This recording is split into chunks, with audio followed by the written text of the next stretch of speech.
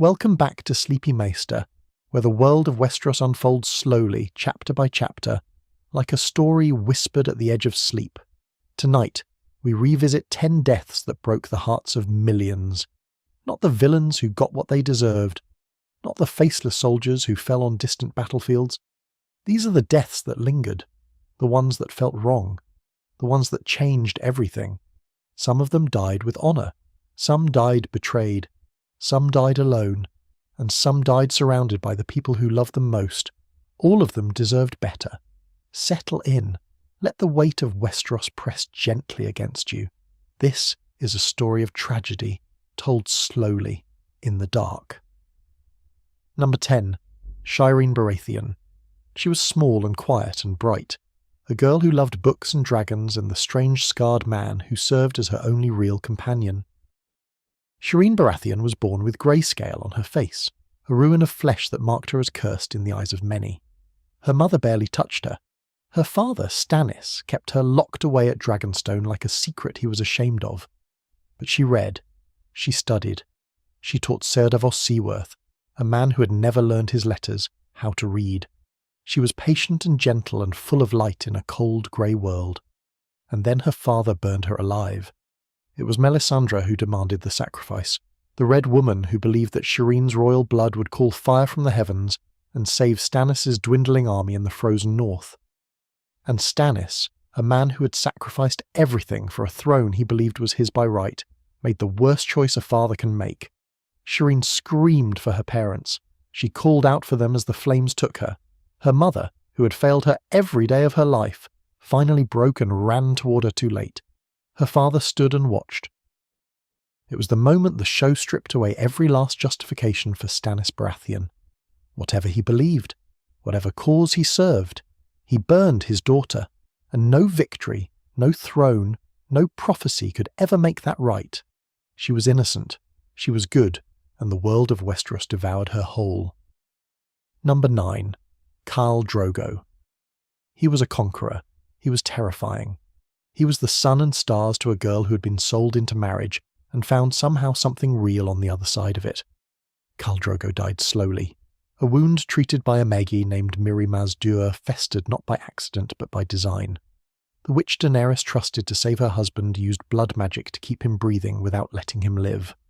What remained was a shell, a body that breathed but did not see. Daenerys had given everything to save him. She had lost her child. She had lost her place among the Dothraki, and what she got back was not Drogo at all. In the end, she pressed a pillow to his face and ended it herself. It was mercy. It was grief. It was love doing the only thing left it could do. Drogo was not a gentle man. He was not meant for a gentle world. But he became something more in his time with Daenerys. He became devoted. He became hers. And the tragedy of his death was that it was taken from both of them, quietly and deliberately, by a woman who had every reason to want revenge. Number 8. Robb Stark. He never lost a battle. That was what made it hurt so much. Robb Stark, the young wolf, marched south to avenge his father and won every engagement he ever fought. He was brave and gifted and surrounded by men who believed in him. He was 17 years old when the war began, and he carried it on his shoulders like a man twice his age. He also made mistakes. He married for love when he had promised himself to another. He trusted Walder Frey long enough to enter his hall. He believed that the rules of hospitality, the ancient laws that protected guests beneath a lord's roof, would hold. They did not hold. The Red Wedding is one of the most visceral moments in the entire story. Men fell around him. His wife was stabbed. His direwolf Grey Wind was killed in his pen. And Robb Stark, who had never been beaten on a battlefield, stood in the middle of it all and understood what was happening too late to stop it. Catelyn Tully held Walder Frey's wife by the throat and begged. She promised everything. She had nothing left to promise. She watched her son die, and then she died too, her throat cut, her voice already gone. Robb did not die for his sins alone. He died because the world he believed in, a world with rules and honour and consequence, had already ended. Number 7. Hodor. His name was Wylis once.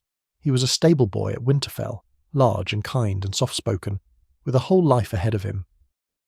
And then Bran Stark reached back through time. Hodor's death is one of the most devastating in the entire series not because of the violence of it, though the violence was terrible, but because of what it revealed. The word he had spoken his entire life, the only word he could say, the word that had defined him and diminished him and marked him as simple, was not a symptom of damage. It was the damage itself. Hold the door. Hold the door. Hodor. He had been hearing those words in his own future voice since the day Bran accidentally connected with him across decades of time. The seizure that broke young Wireless's mind was caused by a moment that had not yet happened. His whole life, his entire existence, had been shaped by a death he could not remember but could never escape. He held the door, the Whites tore him apart, and Bran, who had done this to him, who carries this weight whether he acknowledges it or not, walked away into the snow. It is a tragedy of time and inevitability, and the terrible cost of power wielded by those who do not fully understand it. Number 6. Oberyn Martell. He came to King's Landing to find justice for his sister Elia, who had been murdered years before while her children were killed beside her. He was eloquent and fierce and dangerous, the Red Viper of Dawn, a man who moved through the world with the confidence of someone who had never yet met his match. He agreed to fight for Tyrion Lannister in a trial by combat. He wanted the confession. He wanted Gregor Clegane, the Mountain, to admit what he had done. He wanted the whole world to hear it. He almost got it. He had the Mountain on the ground. He had him beaten. He stood over him, demanding the words, the admission. The justice his sister had never received, and he did not finish it. The Mountain grabbed his ankle, and then it was over in a way that no viewer was ever prepared for. Oberyn Martell died because he wanted justice more than he wanted victory. He needed to hear the words. He needed the world to know. And that need, that completely understandable and human need, cost him everything. Number 5. Ned Stark. He was supposed to be the hero. That was the promise. That was the contract the story appeared to be making with everyone who picked it up. Eddard Stark was honourable to a fault. He discovered the truth about the succession. He could have used it carefully, quietly, with patience.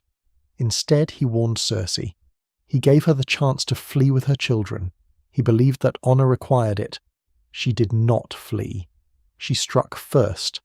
In the great sept of Baelor, before a crowd that included his daughters, Ned Stark was forced to his knees and made to confess to treason he had not committed. He did it to protect Sansa. He believed it would save his life. He believed Joffrey would honour the arrangement. Joffrey did not honour it. The execution of Ned Stark was the moment the story told you without any ambiguity what kind of story it was. Good men die. Honour is not armour. The world does not reward virtue. It simply continues. Arya was in the crowd.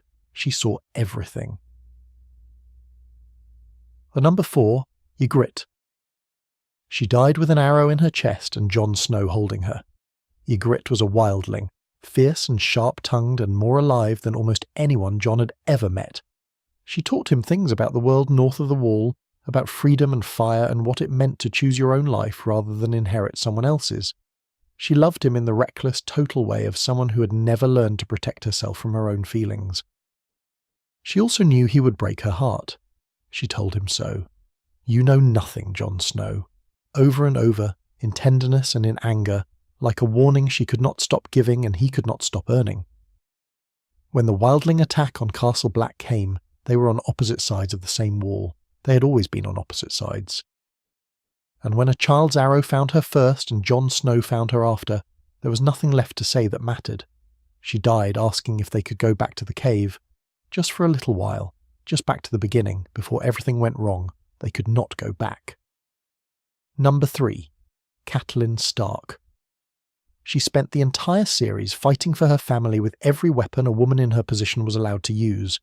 She was shrewd and fierce and deeply, fiercely loving. She was also wrong about Jon Snow, cruel to him in a way she knew was wrong and could not stop, and the story never let her forget it. But she deserved better than the Red Wedding. She understood what was happening before anyone else in that hall did. She grabbed Walder Frey's wife. She bargained with nothing. She watched her son die. And then she screamed a sound that had no word in any language, and her throat was cut. The tragedy of Catelyn Stark is the tragedy of a woman who gave everything to a cause that consumed her family one by one. She never got to grieve properly. She never got to stop fighting. She got a moment of absolute horror and then darkness. Number 2, the Hound and Arya. Almost Sandor Clegane spent years as the most feared man in Westeros. He hid behind his burns and his brutality and his contempt for knights and honour, and all the pretty words people use to make violence sound noble. He also, quietly and awkwardly and without ever admitting it, protected Arya Stark.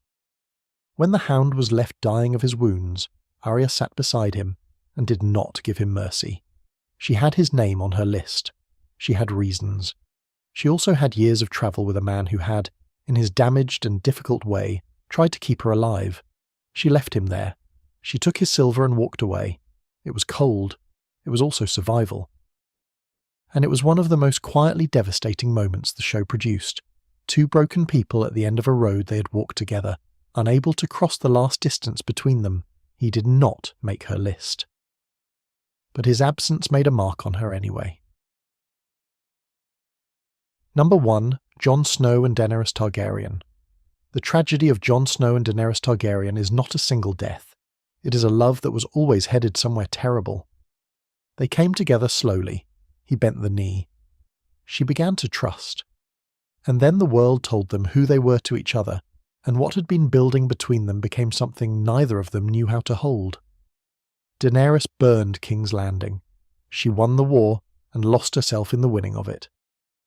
And Jon Snow, who loved her, who had given everything for her cause, stood in the ashes of a city and understood that the woman he loved had become something the world could not survive. He held her in the throne room.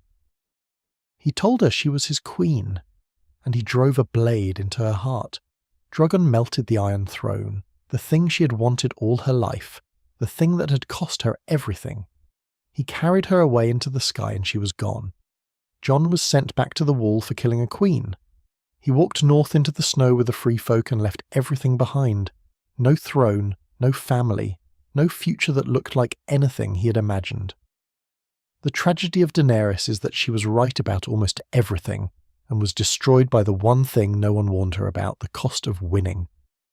The tragedy of Jon Snow is that he made the right choice and it broke him. And so the stories of Westeros end as they often do, not with triumph, but with loss.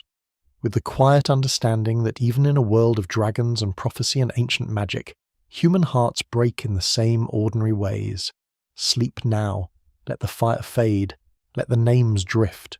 Shireen, Drogo, Robb, Hodor, Oberyn, Ned, Ygritte, Catelyn. Daenerys, they were here, they mattered, and the story is richer and sadder and truer for every single one of them. Good night.